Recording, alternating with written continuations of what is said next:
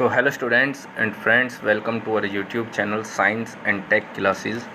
So this is the final video on chapter number 1st of chemistry class 9th, matter in our surrounding.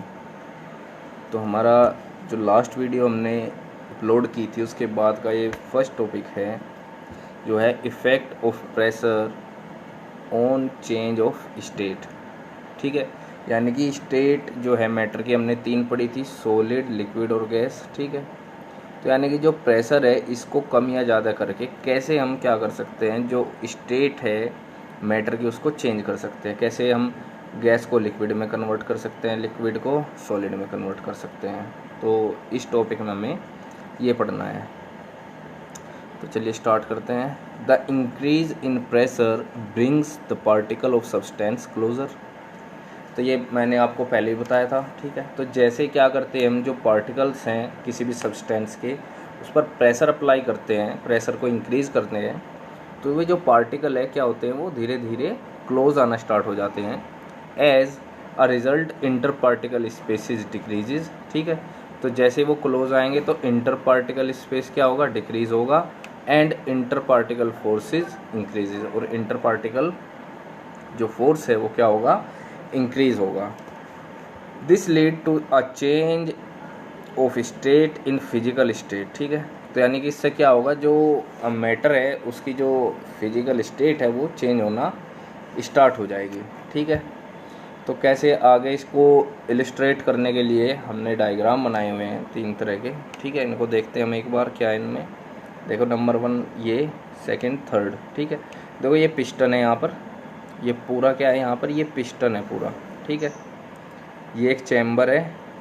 ठीक है, और इसके अंदर क्या है, ये गैसेस स्टेट में हमारा कोई भी सब्सटेंस रखा हुआ है। ठीक है, यहाँ पर ये भी पिस्टन है और ये भी पिस्टन है यहाँ पर। ठीक है, तो देखिए आप यहाँ पर पिस्टन क्या है, लो प्रेशर पे है, तो जो गैसिया जो हमारी स्टेट है मैटर की वो कैसी है, गैसियस स्टेट। ठीक है, जैसे ही हाई प्रेशर अप्लाई करते हैं, यानी कि इस पिस्टन पर हम नीचे की तरफ को प्रेशर अप्लाई करते हैं, ठीक है, तो जो ये गैसियस स्टेट है ये कन्वर्ट हो गई है कहाँ पर, लिक्विड स्टेट में। ठीक है, कहाँ पर कन्वर्ट हुई है, लिक्विड स्टेट में। If you further increase the pressure on that piston, तो देखो तीनों का लेवल अगर आप चेक करोगे, ध्यान से देखो एक बार, यहाँ पे ये फर्स्ट है, सेकंड है, ये थर्ड है। ठीक है, यानी कि हम क्या करें, इसको कंप्रेस करते जा रहे हैं पिस्टन को। तो जब हमने पहले को कंप्रेस किया तो गैसेस स्टेट से चेंज हुई लिक्विड में। Further we increase the pressure on that piston, then the substance in liquid state change to solid state. So this is the effect of pressure and it tells us how we can change the state of matter from one state to another state. तो ये इतना ही था इसमें। ठीक है, simple सा है, कोई ज़्यादा इसमें वो नहीं है। नेक्स्ट, अगर हम प्रेशर को एक्सप्रेस करने की बात करते हैं तो फिजिक्स के अंदर भी है ये टॉपिक, और यहाँ पे देखते हैं हम, pressure is normally expressed in atmosphere.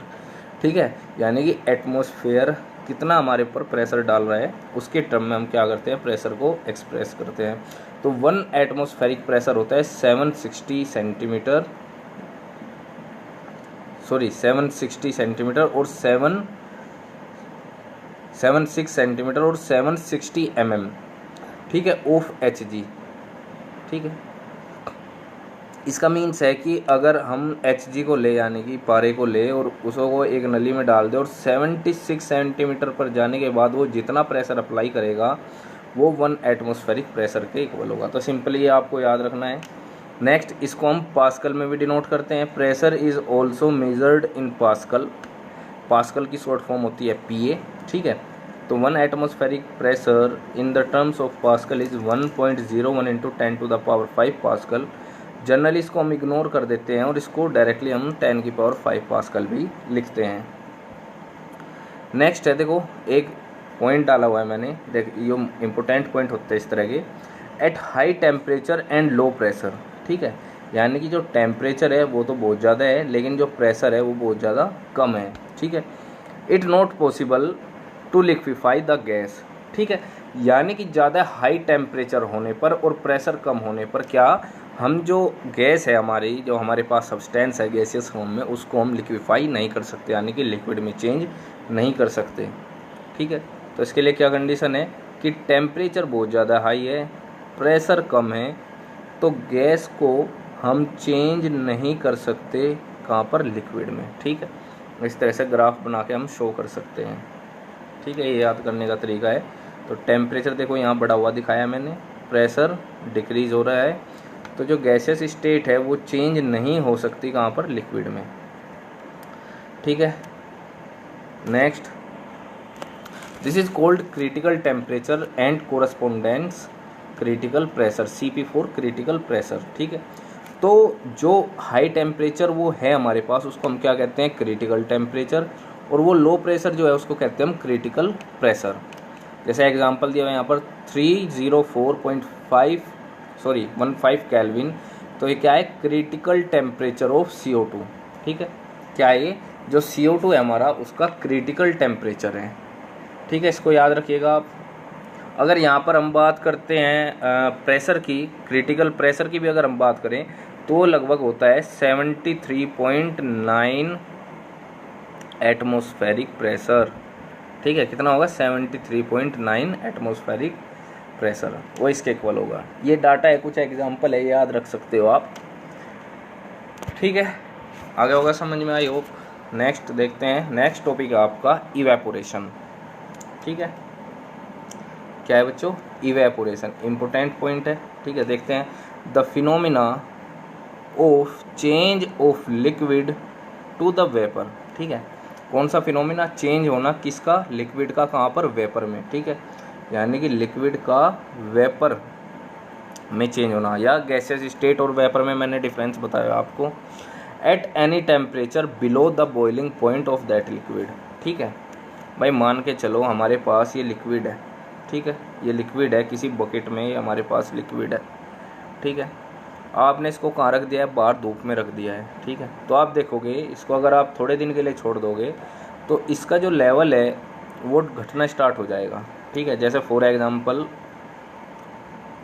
पहले ये इतना था। ठीक है, तो क्या होगा, अगर आप 4-5 दिन बाद देखोगे थोड़ा कम हो जाएगा। ठीक है, लेकिन हमने बॉईल तो किया नहीं है इसको। ठीक है, सिंपली क्या रखा है हमने, इसको सनलाइट में रखा है, धूप में रखा है। ठीक है, तो बिलो बॉइलिंग टेम्परेचर तो है, वाटर का 100 है, लेकिन अगर आप धूप में रखोगे तो ज़्यादा से ज़्यादा कितना हो जाएगा उसका, 50 to 60 डिग्री हो जाएगा। ठीक है, तो क्या करना, आ गया होगा समझ में। तो लिक्विड का वेपर में चेंज होना किसी भी टेम्परेचर पे, ठीक है, एट एनी टेम्परेचर, लेकिन वो टेम्परेचर बॉइलिंग पॉइंट से कम होना चाहिए। यानी कि जिस टेम्परेचर पे वो उबलता है, बॉईल करता है, उससे कम टेम्परेचर पर अगर वो वेपर में कन्वर्ट हो रहा है तो इस प्रोसेस को हम कहेंगे इवेपोरेशन। ठीक है, क्या कहेंगे, इवेपोरेशन। ठीक है, देखो एग्जांपल या इलस्ट्रेशन टाइप मैंने डाला हुआ है, ये इलस्ट्रेशन टाइप मैंने डाला हुआ है नीचे। ड्यूरिंग समर और hot sunny day people sprinkle water on the roof. ठीक है, जो रूफ होती है, छत होती है घर की, गर्मियों के दौरान उस पर पानी छिड़क देते हैं। As water evaporates by taking heat from surface. ठीक है, तो रूफ पर जो हीटिंग होती है उसको वाटर गेन करता है और क्या हो जाता है, इवेपोरेट। ठीक है, बॉयल नहीं होता, यहाँ पर क्या होता है, evaporate. As a result cooling is caused. ठीक है, देखो ध्यान रखना, यानी कि जब भी इवेपोरेशन होगा तो कूलिंग होगी। ठीक है भाई, जो रूफ है वो तो ठंडी हो जाएगी ना, तो ये इवेपोरेशन को आप इस तरह से बता सकते हो। नेक्स्ट पॉइंट है इसमें, lesser the boiling point of a liquid more is its tendency to evaporate. ठीक है, यानी कि जिस भी सब्सटेंस का या जिस भी लिक्विड का बॉइलिंग पॉइंट जितना कम होगा, ठीक है, उसके इवेपोरेशन होने के चांसेस उतने ही ज़्यादा इंक्रीज हो जाएंगे। नेक्स्ट देखो बच्चों, ये इम्पोर्टेंट पॉइंट है, एब्सोलूट ज़ीरो और 0 केल्विन और -273.15 डिग्री सेल्सियस। देखो क्या होता है ये जीरो, एब्सोलूट ज़ीरो टेम्परेचर भी बोलते हैं इसको, क्या कहते हैं, एब्सोलूट ज़ीरो टेम्परेचर भी हम इसको बोल देते हैं। ठीक है, एट 0 केल्विन, ये क्या है, ओके मत समझ लेना इसको, 0 केल्विन है, 0 केल्विन। ठीक है, at 0 kelvin the molecular motion completely stop. ठीक है। अगर कहीं पे टेम्परेचर कितना है, या तो 0 केल्विन या फिर -273, एक ही बात है, दोनों कन्वर्ट करना आप जानते हो।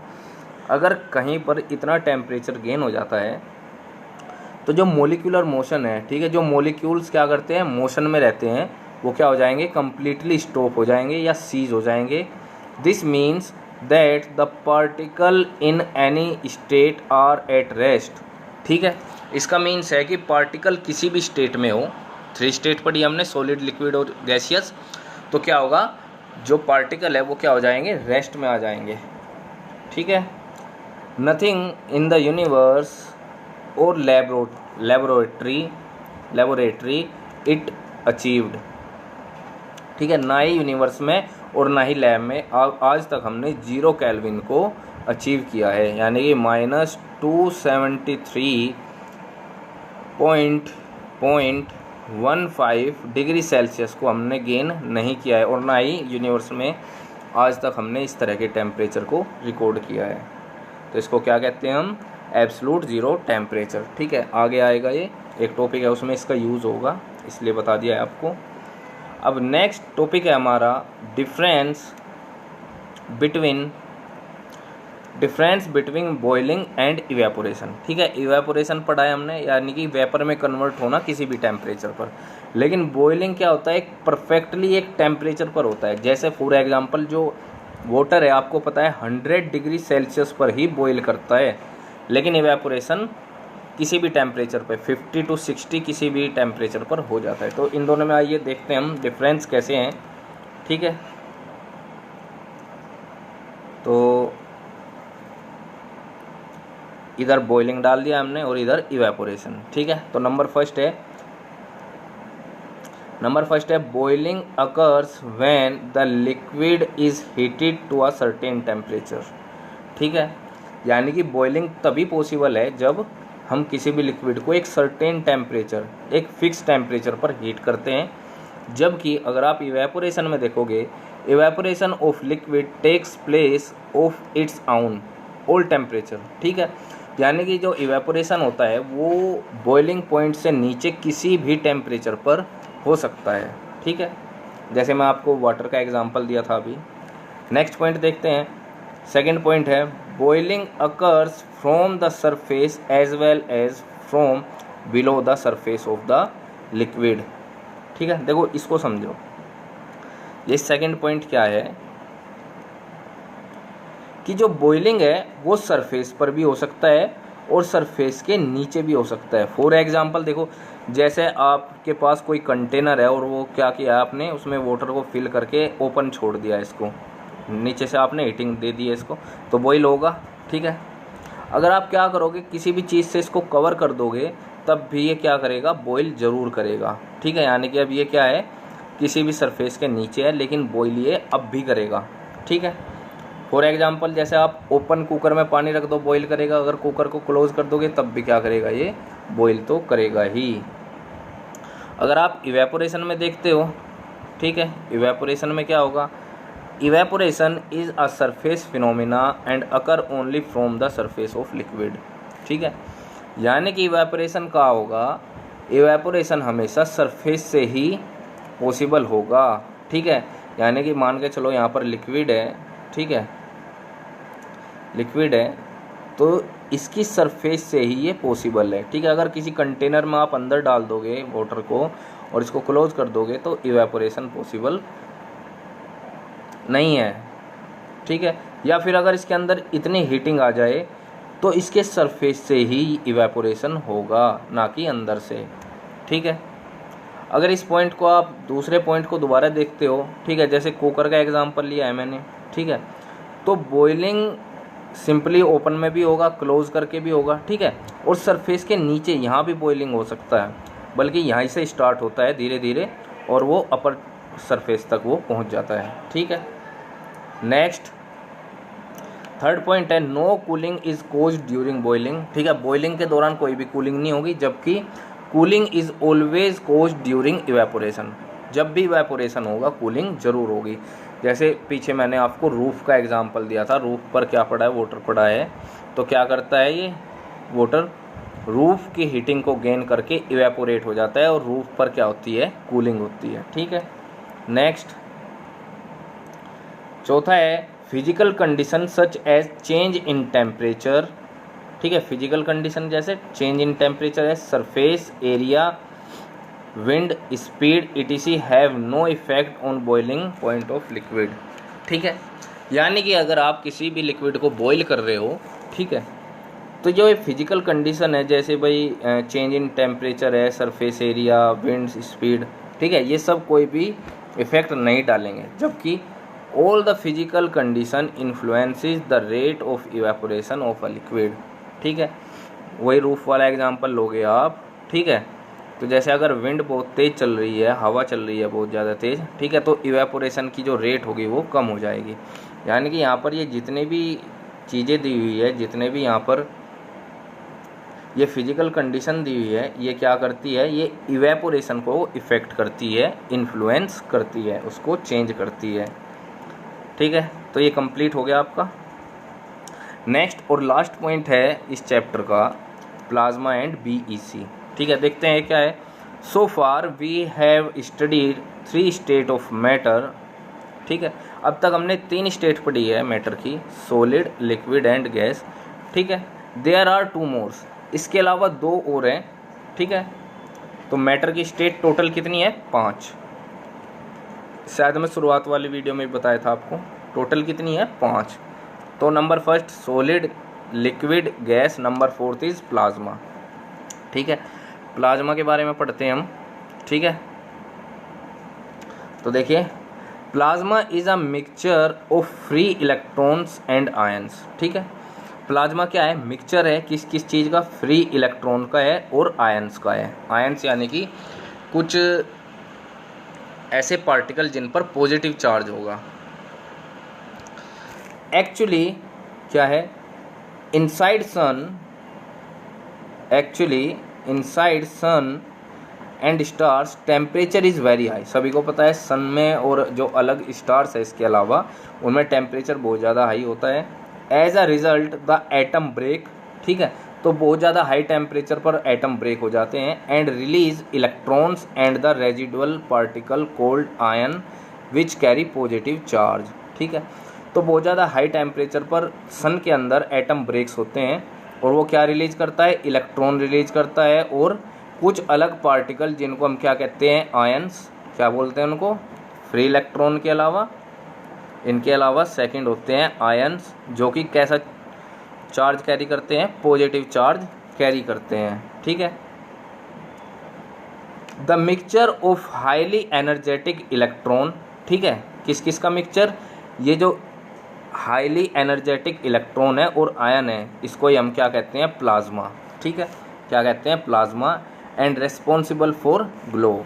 ठीक है, और यही क्या होते हैं, रेस्पॉन्सिबल होते हैं किस चीज़ के लिए, ग्लो के लिए। ठीक है, तो सन के अंदर देखते हो आप जो शाइनिंग है या ग्लो है वो किसके कारण है, प्लाज्मा के कारण। ठीक है, और प्लाज्मा क्या है, मिक्सचर है किसका, फ्री इलेक्ट्रॉन्स और आयंस का। ठीक है, इसमें एक एग्जांपल और दिया है, लाइक फ्लोरेसेंट ट्यूब्स। ठीक है, तो फ्लोरेसेंट ट्यूब्स जो होती है आपकी, ठीक है, घर पर जैसा आप ट्यूब्स यूज करते हो लाइटनिंग के लिए, ठीक है, उनमें क्या होता है, देखो यहाँ पर एक मैंने डायग्राम सा बनाया है, इसको समझते क्या है, इसके अंदर नियोन और बहुत सारी अलग अलग गैसेज होती हैं। ठीक है, क्या क्या, जैसे अगर इस तरह की ट्यूब है, ठीक है, इस तरह की ट्यूब है, तो इसके अंदर क्या है, नियोन है और बहुत सारी अलग गैसेज हैं।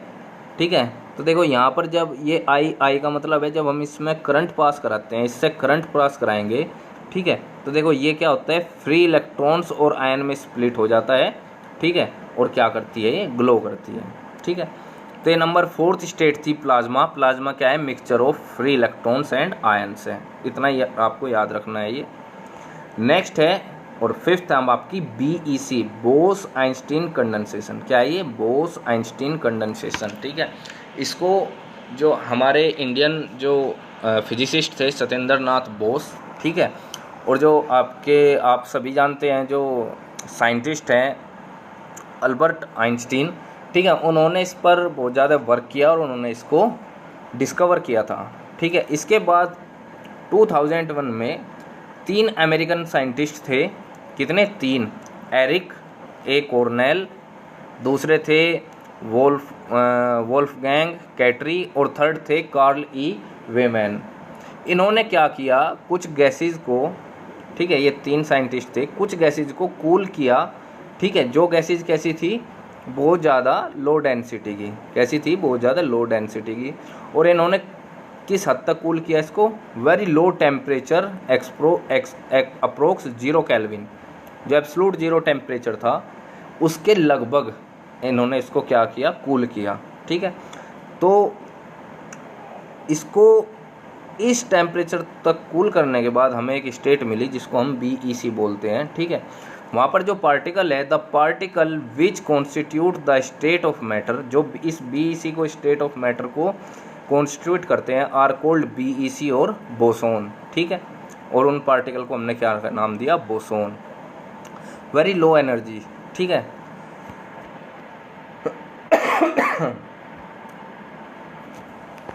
ठीक है, तो जब इन्होंने इस पर, इन तीनों साइंटिस्ट ने 2001 में इसको इजाद किया, बोसोन को, ठीक है। और बोसोन जो सत्येंद्र नाथ बोस थे हमारे इंडिया के, और आइंस्टीन के नाम पर ही जो पार्टिकल इजाद हुआ था उसको बोसोन नाम दिया गया, ठीक है। और फिर इनको बाद में नोबेल प्राइज़ भी मिला, इन तीनों वैज्ञानिकों को, ठीक है। तीनों जो अमेरिकन साइंटिस्ट थे, इनका नाम भी आप लिख सकते हो, ठीक है। कौन कौन से थे, एरिक ए कॉर्नेल, वोल्फगैंग कैटरी और थर्ड थे आपके कार्ल ई वेमैन। तो इन तीनों को क्या मिला, नोबेल प्राइज़ में मिला, ठीक है बच्चों। तो आपका पहला चैप्टर ये फिनिश हो जाता है यहाँ पर, ठीक है। कोई क्वेश्चन होगा, कुछ समझ में नहीं आया तो आप इस वीडियो के नीचे कमेंट कर सकते हो, ठीक है बेटा। So thank you to all students and have a great day.